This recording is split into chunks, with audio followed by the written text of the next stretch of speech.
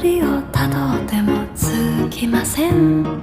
森の小さなレストラン、空っぽのポケットをまっさぐって忘れた人からたどり着く。予約は一つもありません。